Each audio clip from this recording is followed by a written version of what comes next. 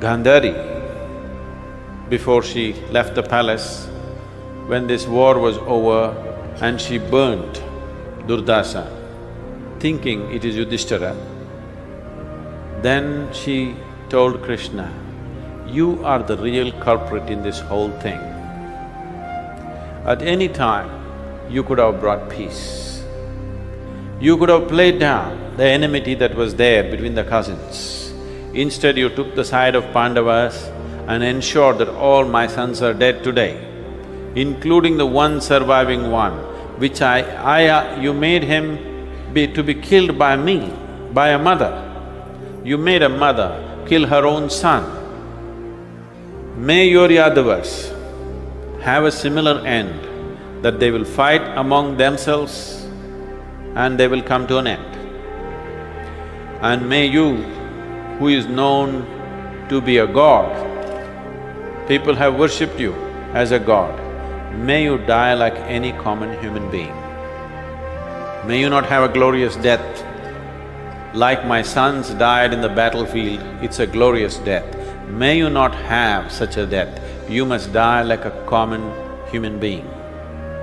And Yadavas should kill themselves, among themselves, like you made the Kurus do." So Krishna smiled and said, "Mother, what you are saying is anyway written, because who else can kill the Yadavas unless they kill each other? Yadavas cannot be killed by anybody else. They have come with this virtue that nobody can kill them. They can only kill each other. So let it be so. And how I exit this world does not matter for me. Anyway, I know how to exit, and do not worry about my destiny, focus on yours." And the Yadavas grow in prosperity. As they grow in prosperity, they will start drinking. They say every night was a party night in Dwaraka. Every night a party night, every night a drinking night. They became lecherous, they lost their morality, and affluence made them completely forget how Krishna brought them from Mathura, with what hardship this was built and everything was done. All this forgotten, particularly the next generation of Yadavas that came there, they became really loose.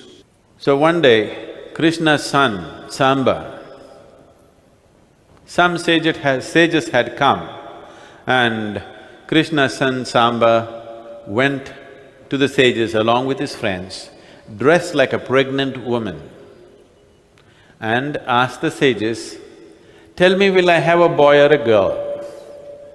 The sages looked at him and said, "You have the imprudence to come and do this to us, disturb our way of life and try to do this to us. You will deliver an iron mace, and that mace will be the end of you and your filthy clan." So, Samba delivers an iron mace. Fearing that this may destroy his clan, he took it to the beach and smashed it into powder.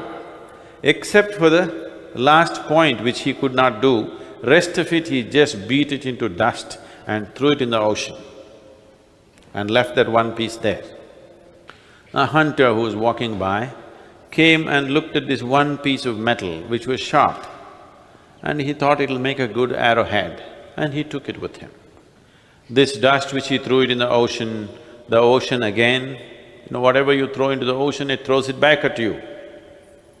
So it threw it back onto the beach, where certain type of weeds were growing. And this kind of lecherous life continued, and every day they're drunk. Always the discussion, when people get drunk, you will see the same conversations will come back. You know what I did that day, the same that day damn thing happens every time they get drunk.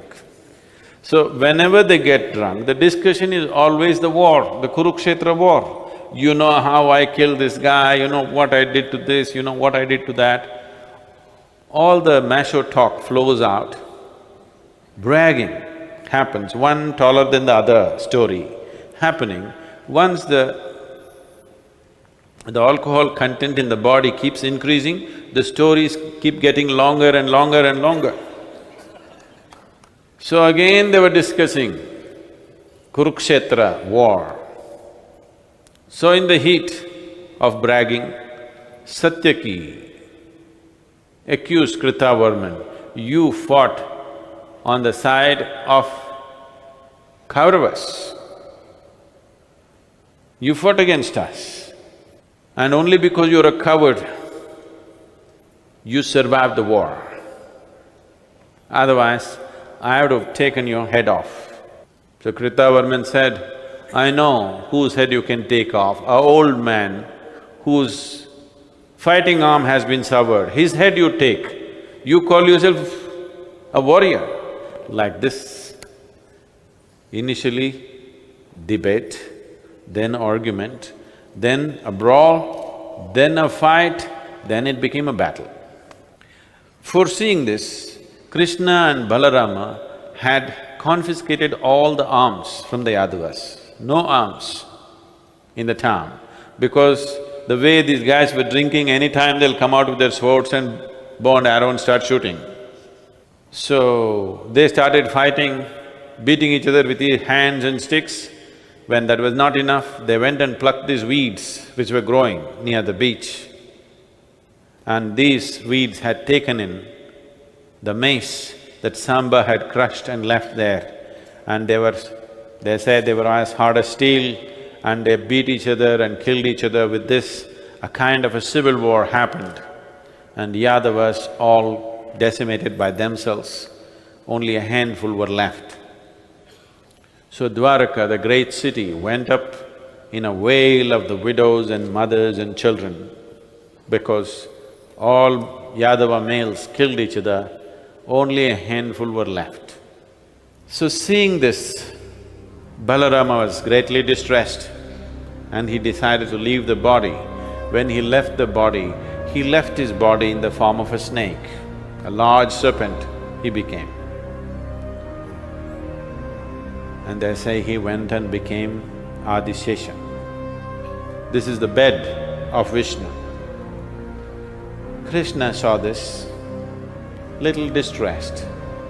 His children, Pradyumna, Samba, all of them involved in the fight, all of them going like this, but he smiled. Everything going by the script. There's little sadness, but he smiled, okay, everything is going as it should.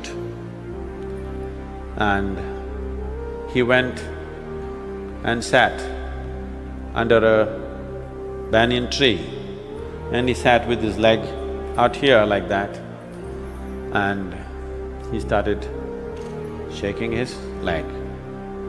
A hunter who was hunting in the forest saw the movement through the bush and thought it was the ears of a deer and shot it. An arrow pierced his heel. With that arrowhead that the hunter picked up on the beach, initial shock and pain of being pierced in the heel, Krishna lurched a bit, then he smiled and closed his eyes. And Krishna left.